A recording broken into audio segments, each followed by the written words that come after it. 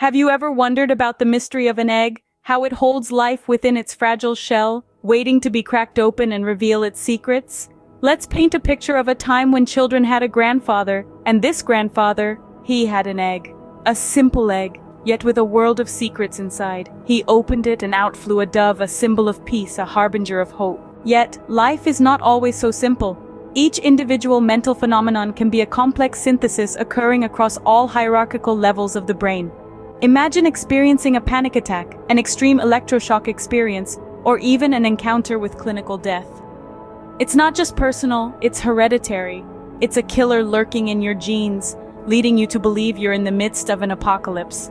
That egg, it still flashes in patience during oral digestion. It's a testament to the transition from mental foundations to cultural ones, allowing children to still see themselves as supreme beings, striving for something more, even when their minds have succumbed to the ravages of this process. Now consider the grandfather. He appears and disappears, a symbol of the cycle of birth and death. And what about the grandmother? She's there too, following in his footsteps. What does she hold in her hand? A baby stroller? The children laugh and go to bed, oblivious to the mysteries unfolding around them. Meanwhile, the grandmother lies down, holding the egg in her hand. The egg begins to change. It wrinkles, deflates, its energy permeating the room, yet it's nowhere.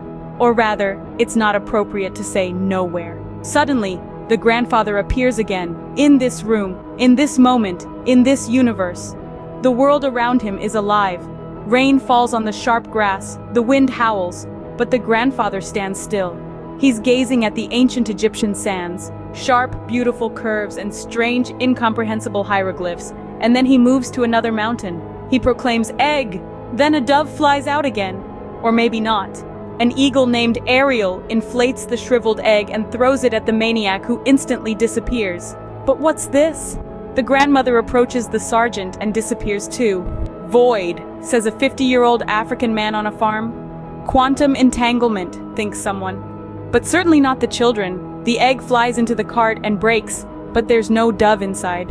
The stop is somewhere, but not in the cart. It's perplexing. As the syntax disappears, the children grow up. Janice goes to see the general. The children think about quantum entanglement. A doe appears, then another and another. Then eggs, but no doves. The doves are no longer released. And so we find ourselves at the edge of a mystery, teetering on the brink of understanding. What could it all mean? Stay tuned as we delve deeper into the enigma of the egg, the dove, and the quantum entanglement.